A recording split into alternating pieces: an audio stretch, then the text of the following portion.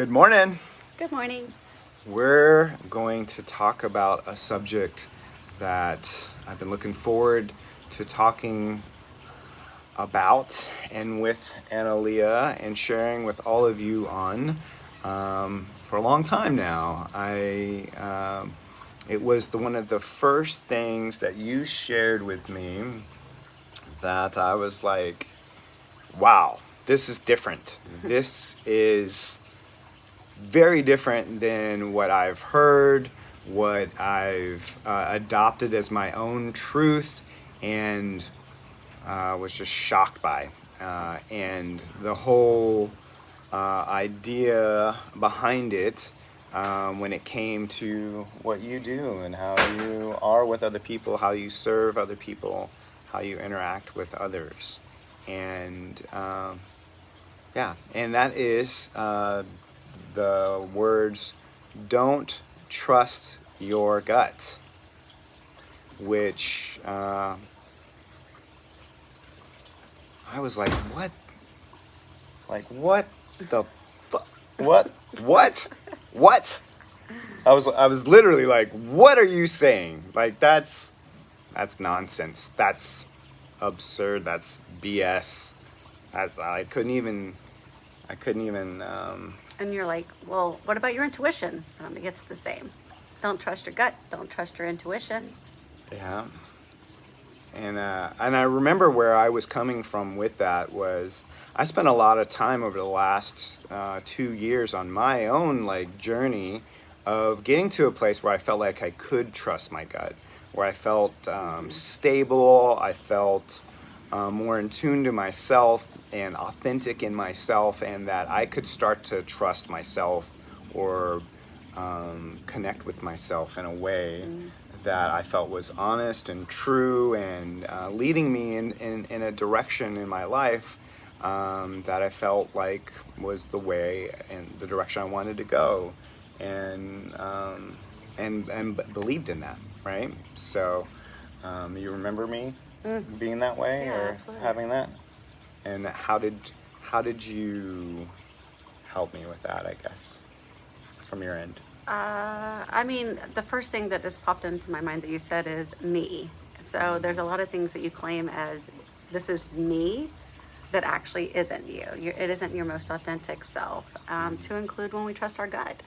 So I think I just understood because, again, I'm even dealing with supervisors across the United States about the don't trust your gut. And they all look at me like I'm crazy too. So it's okay until we do the class, and then they all agree by the end, and it makes sense. And we're excited to teach you all about that. So, when did you first come to this realization about not trusting your gut? Do you remember? I think that was pretty gradual.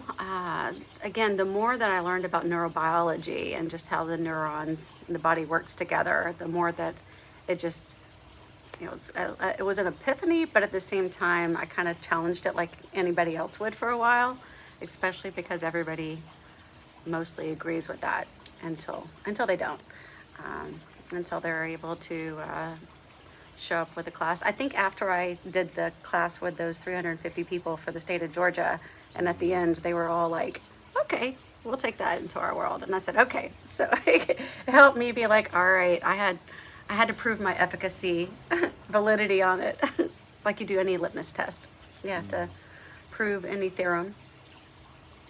And so I felt like that was enough to be able to say, okay, there's enough science and evidence behind this that I'm not scared to tell the world, don't trust your gut. So help us work through. So, do you trust your gut now? No, Okay. Do you ever trust your gut? absolutely not. Do you? Okay. So, if the house was on fire and you had to grab a fire extinguisher, would you trust it? Potentially a fire extinguisher, but that's science. Okay. So, so is there? I guess is there an instance when you would trust your gut? No. Okay. All right. So then, help us work through the practice that you you use when working through that, and not falling into the instinct, the default pattern, what we feel like has served us in the past, all those kinds of things. How does one adopt the idea, the belief, the knowing of not trusting our gut?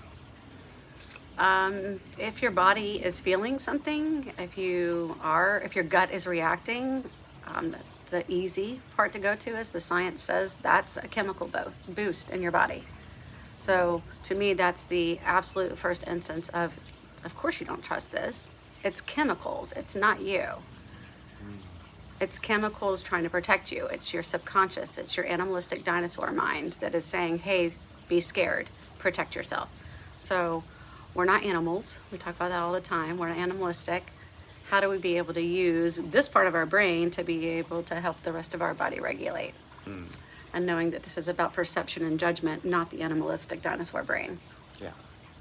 And I was aware of that kind of talk and that kind of philosophy in Tim's work. It was a lot of the cortex versus the limbic, and getting into our cortex and not operating from the reptilian brain, or the oldest part of our brain. I know that you go through a series of inquiry or curiosity or question with yourself when that comes up. It seems to at times when you're trying to work through that thought of your gut. So what's your approach to that in like a real life like scenario when it comes up for you? Well, I could say what I used to do because I don't have to go through the questions anymore. But as I was learning to not trust my gut, I just looked for the evidence each time. All right, so I feel it in my body. I have a temptation to react or to over or undercompensate, to fix it or to retreat. And knowing that that's the fight, flight, freeze, fawn response. So I would just check the evidence. All right, so I didn't react this time. I calmed my nervous system, and I used my heart-brain connection to be able to make a decision from there.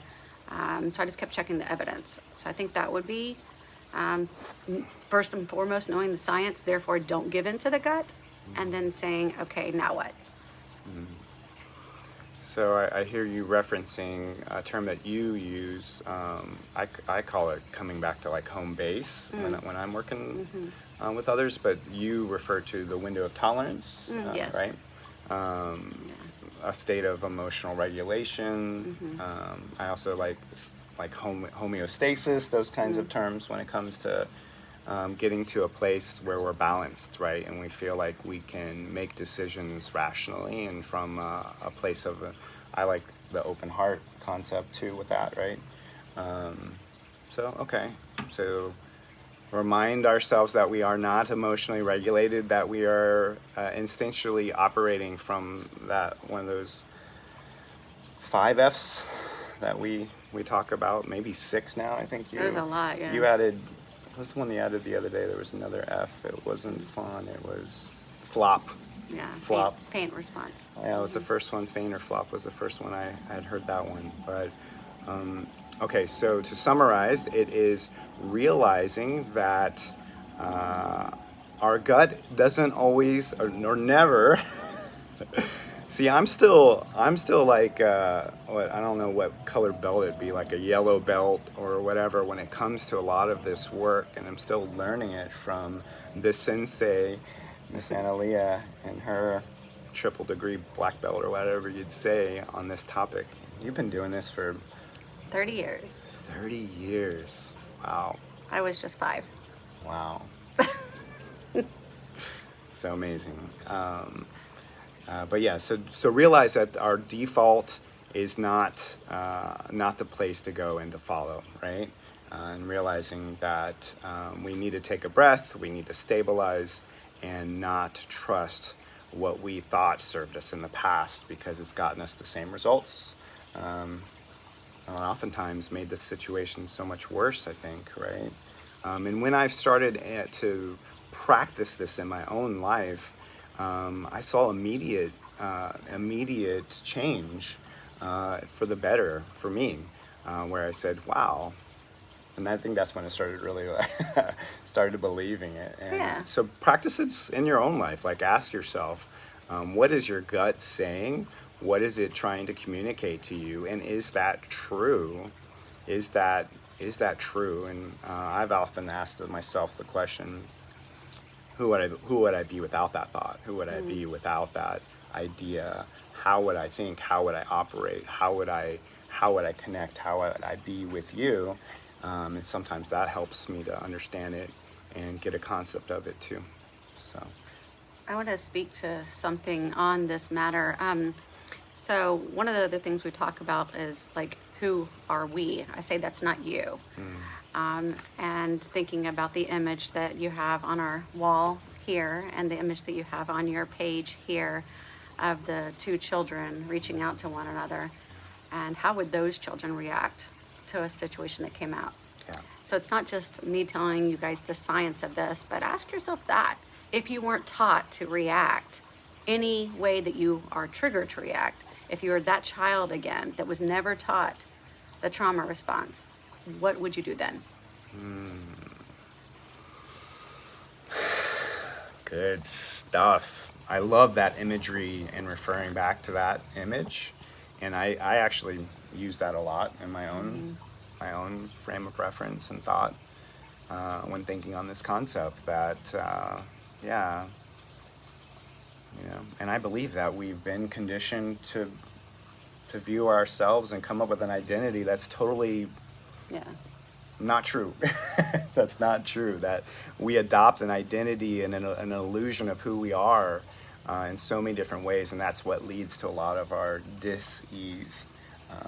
And returning to that state of innocence, returning to who we once were, who we are right now. Actually, we're still that. Yes. We've always been that, and so are you. It's just we don't realize it, right? We don't. It's almost. This morning I was thinking on it, and it almost is like a remembering. It's like remembering who we were.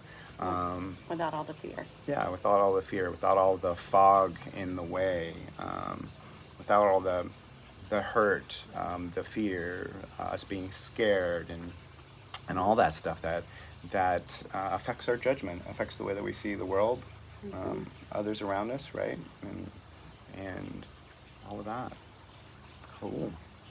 So we did this in 12 minutes. Do you feel like we've given this subject what it deserves? Is there anything else that you would share with everybody? I think that's good for today. There's a lot to it. There's so many tips.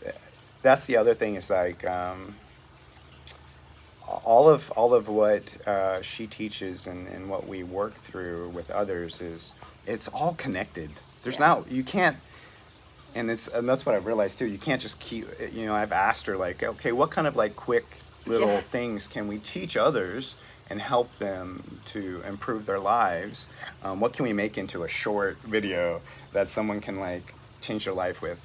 And it's very challenging to do that because it all kind of builds on top of one another, and her method and her strategy to help others learn this approach and do so on their own is you can't just take one piece of it, and it just wouldn't work that way, right? It all builds on top of the other. The one thing I do love about what you do, though, is it comes from a place of empowering others, right? It's not about her holding the secrets and being the guru and the one that has all the answers. It's about helping you to find the answers for yourself and empowering you. It goes back to some of those biblical principles. I often think of Jesus teaching others to fish versus that whole idea, right, of like feed them for the day or feed them for a lifetime type of approach. Yeah, that's beautiful. I like that. And I that's what comes to mind when I think on this. But she's the first therapist I've ever met that purposely works to not have return clients. I've never met anyone, and being in the coaching field and in that kind of work, it's like there's so many times where I've witnessed what I perceive as someone actually almost creating more of a problem or an issue. Dependency. Yeah, dependency or what's the word you not projection, but the other one where suggestion that leads to multiple visits with somebody versus you're like saying, no, we're not going to do that. We're not going to do that. So it's very different. This is a very novel approach to returning to your true self and seeing you for who you are and starting to see others for who they are too. And it can really change your life in a big way. And not just you. One of the biggest things I've taken from this is it's a generational healing. It's a healing to your whole system, to everyone around you. And by doing this work individually, you don't have to do it with a partner. You can do it on your own. And just doing that changes those that you interact with. It changes your energy. It changes how you see them. And in return, changes everything. How they relate with you and everybody else in their world. Yeah. So don't feel like you need your partner to get on board or adopt any of this to start to influence and start to shift your world. So, all right. So comment below. Trust your gut or don't trust your gut. Yeah. If you guys feel differently and you think differently, we'd love to hear what you have to say about that because, yeah. Do you trust your gut? Absolutely not. I don't trust my gut either. Not at all. All right. You guys have a beautiful day. Thanks for joining us. Make sure to subscribe, comment, like, share, and then check out our new YouTube channel that we will be posting to, CBT We. All right. Peace out. Peace out. Peace in. Out. Love you.